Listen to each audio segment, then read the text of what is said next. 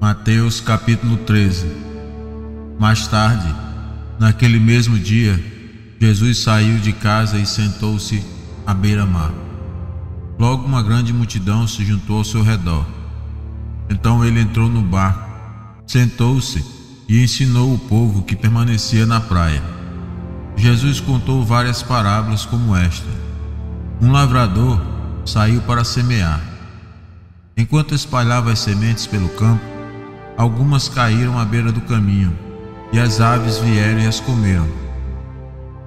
Outras sementes caíram em solo rochoso, e não havendo muita terra, germinaram rapidamente, mas as plantas logo murcharam sob o calor do sol e secaram, pois não tinha raízes profundas. Outras sementes caíram entre os espinhos, e cresceram e sufocaram os brotos. Ainda outras caíram em solo fértil, e produziram uma colheita de 30, 60 e até 100 vezes maior que a quantidade semeada. Quem é capaz de ouvir, ouça com atenção. Os discípulos vieram e lhe perguntaram: por que o Senhor usa parábolas quando fala ao povo?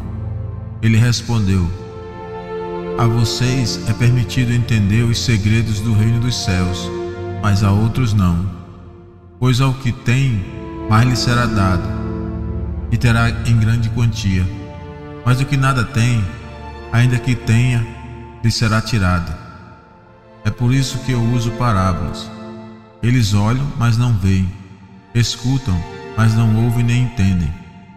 Cumpre-se desse modo a profecia de Isaías que diz: quando ouvirem o que digo, não entenderão, quando virem o que faço, não compreenderão. Pois o coração deste povo está endurecido.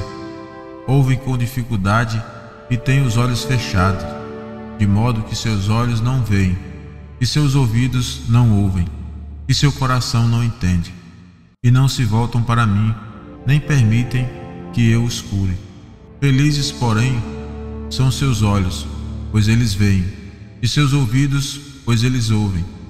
Eu lhes digo a verdade: muitos profetas e justos desejaram ver o que vocês têm visto e ouvir o que vocês têm ouvido, mas não puderam.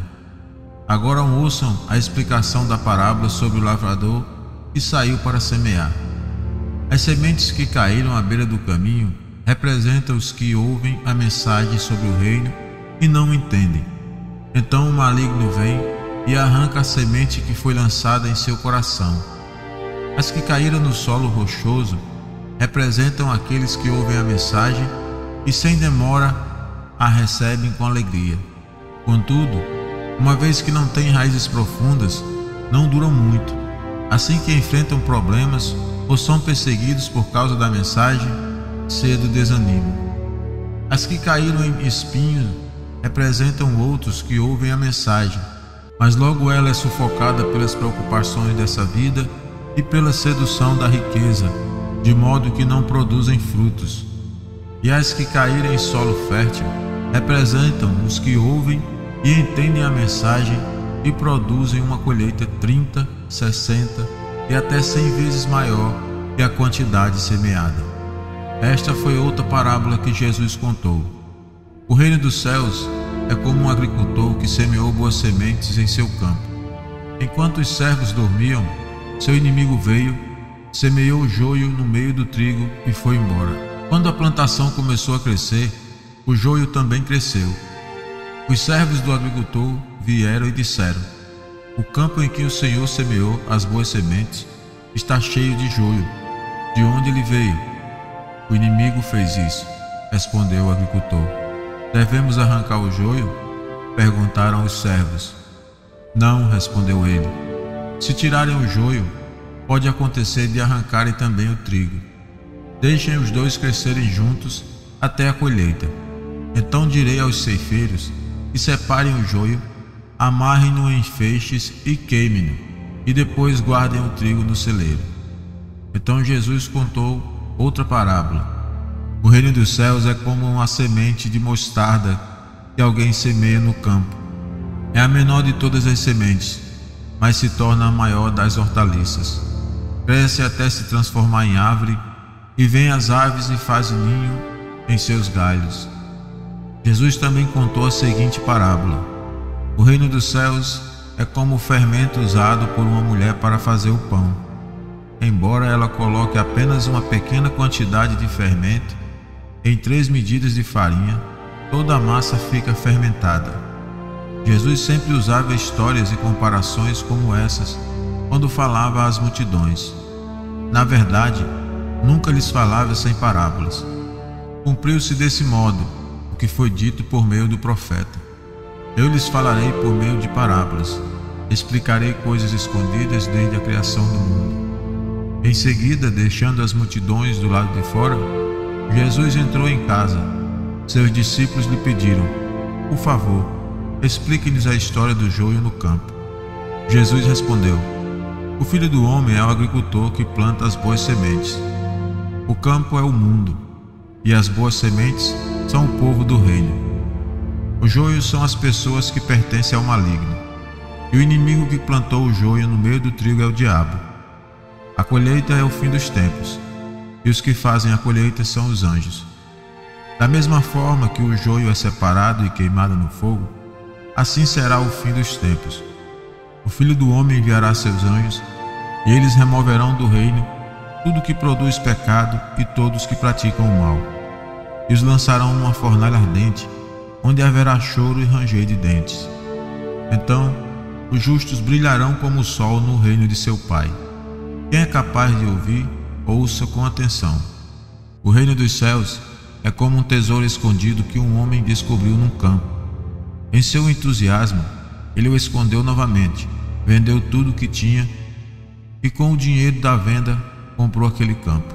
O reino dos céus também é como um negociante que procurava pérolas da melhor qualidade. Quando descobriu uma pérola de grande valor, vendeu tudo o que tinha e com o dinheiro da venda comprou a tal pérola. O reino dos céus é ainda como uma rede de pesca que foi lançada ao mar e pegou peixes de todo tipo. Quando a rede estava cheia, os pescadores a arrastaram até a praia, sentaram-se e juntaram os peixes bons em cestos, jogando fora os ruins. Assim será no fim dos tempos. Os anjos virão, separarão os perversos dos justos e os lançarão na fornalha ardente, onde haverá choro e ranger de dentes. Vocês entendem todas essas coisas? Sim, responderam eles. Então ele acrescentou: todo mestre da lei que se torna discípulo no reino dos céus é como o dono de uma casa que tira do seu tesouro verdades preciosas, tanto novas como velhas. Quando Jesus terminou de contar essas parábolas, deixou aquela região e voltou para Nazaré, cidade onde tinha morado. Enquanto ensinava na sinagoga, todos se admiravam e perguntavam: de onde lhe vem a sabedoria e o poder para realizar milagres? Não é esse o filho do carpinteiro? Conhecemos Maria, sua mãe, e também seus irmãos, Tiago, José, Simão e Judas. Todas as suas irmãs moram aqui entre nós. Onde ele aprendeu todas essas coisas? E sentiam-se muito ofendidos. Então Jesus lhe disse: um profeta recebe honra em toda parte, menos em sua cidade, entre sua própria família. E por causa da incredulidade deles, realizou ali apenas uns poucos milagres.